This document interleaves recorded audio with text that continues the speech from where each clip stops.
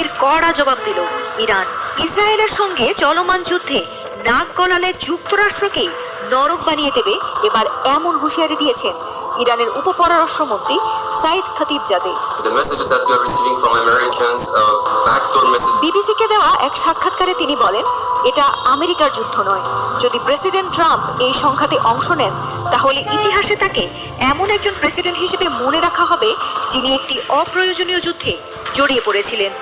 ইসরায়েলের দক্ষিণাঞ্চলের সোরকা হাসপাতালে ইরানি ক্ষেপণাস্ত্র হামলার পরপরই এই মন্তব্য করেন ইরানের উপপররাষ্ট্রমন্ত্রী। তবে ইরানের রাষ্ট্রীয় গণমাধ্যম দাবি করে হাসপাতাল নয়, লক্ষ্যবস্তু ছিল এর পাশে থাকা একটি সামরিক স্থাপনা।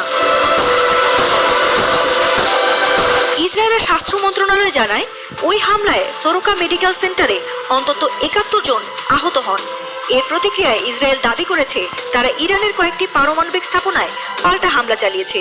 এর মধ্যে আরাকের ভারী পানি চুল্লি ও নাতাঞ্জের একটি স্থাপনাও রয়েছে। তেহরান এখনো ইসরায়েলি হামলায় তাদের কতজন নিহত বা আহত হয়েছেন সে বিষয়ে এখনো তথ্য প্রকাশ করেনি।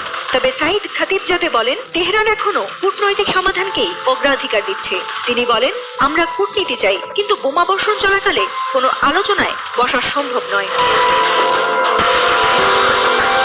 ইরানের ইসরায়েল বিরোধী হামলার ব্যাখ্যায় খতিবজাদে বলেন, ১৩ জুন যখন সংঘাত হঠাৎ বেড়ে যায়, তখনও তেহরান কূটনৈতিক আলোচনায় ছিল, কিন্তু ইসরায়েলই প্রথমে আঘাত হানে, তাই পরে যুদ্ধে জড়াতে বাধ্য হয় ইরান। গত এক সপ্তাহ ধরে ইসরায়েল ও ইরানের মধ্যে পাল্টাপাল্টি হামলার ফলে পুরো মধ্যপ্রাচ্য জুড়ে উত্তেজনা চরমে পৌঁছেছে।